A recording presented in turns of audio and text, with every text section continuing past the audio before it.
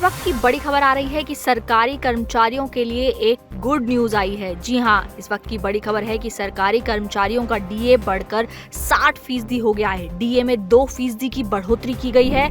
1 जनवरी 2026 से बढ़ा हुआ डीए यानी कि महंगाई भत्ता सरकारी कर्मचारियों को मिलेगा। चलिए अब जानते हैं क्या है पूरी खबर।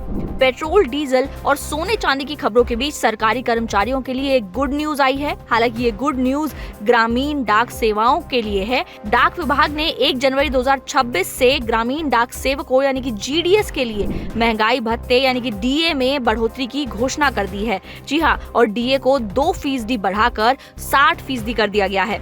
डाक विभाग द्वारा 10 मई 2026 को जारी एक आदेश के अनुसार जीडीएस कर्मचारियों को अब उनके मूल टाइम रिलेटेड कंटिन्यूटी अलाउंस यानी कि टीआरसीए का 60% डीए के रूप में मिलेगा। ये बढ़ोतरी केंद्रीय कर्मचारियों और पेंशन भोगियों के लिए महंगाई की भरपाई हेतु डीए और डीआर में 2% की वृद्धि करने के लिए केंद्रीय मंत्रिमंडल के निर्णय के बाद हुई है। 1 जनवरी 2026 से बढ़ा हुआ डीए मिलने वाला है। डाक विभाग ने एक आदेश में कहा कि ग्रामीण डाक सेवक यानी कि जीडीएस भी 1 जनवरी 2026 से बेसिक टीआरसीए पर महंगाई भत्ता पाने के हकदार हो गए हैं, उसी दर पर जो केंद्र सरकार के कर्मचारियों पर लागू होती है। इसीलिए ये फैसला लिया गया है कि ग्रामीण डाक सेवकों को दिया जाने वाला डीए उसी दर पर होगा जो कि सरकार के कर्मचारियों को दिया जाता है। यानी कि 1 जनवरी 2026 से ग्रामीण डाक सेवकों को भी 60% डीए मिलेगा।